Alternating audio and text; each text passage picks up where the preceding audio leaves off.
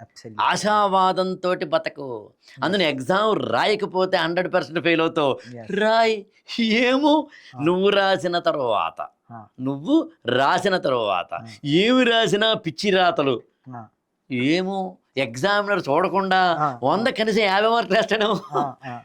ఏమో ఆ! కోవిడ్ ముందు మీరు గమనించారో లేదో, ఆ! నాకు ఒక స్టూడెంట్ ఉన్నాడండి. ఆ! కోవిడ్ ముందు 2019, 2020, 2020 జనవరి ఆ ప్రాంతాల్లో ఎగ్జామినేషన్స్‌కి వెళ్ళలేదని, నేను ఎగ్జామ్ బాగా రాయలేదండి, నాకు చేత కాదండి, హ్మ్. నా హ్మ్. వల్ల కాదని రాయలేదు. హ్మ్. నాకు ముందు ఫోన్ చేశారు వాళ్ళ హ్మ్. పేరెంట్స్, హ్మ్. హ్మ్. రాయమనండమ్మా. ఐసీఎస్ఈ ఎగ్జామ్స్ అవి. హ్మ్. హ్మ్. ఐసీఎస్ఈ ఎగ్జామ్స్ అంటే అరౌండ్ జనవరిలో ఇప్పుడు హ్మ్. జరిగిపోతాయి, హ్మ్. ఫిబ్రవరిలో హ్మ్. జరిగిపోతాయి హ్మ్. కాబట్టి హ్మ్. హ్మ్. రాయమనండమ్మా అంటే, అసలు ఏమనండి, అసలు ఏమి కాదన్నాడండి, అర్థం హ్మ్. కావట్లేదని. ఆ!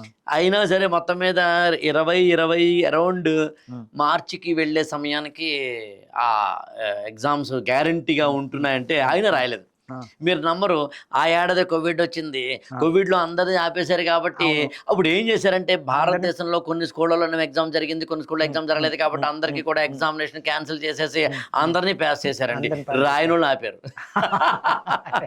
సో, అందుకని ఏమో ఆ! గుర్రం ఎగరావచ్చు. ఆ!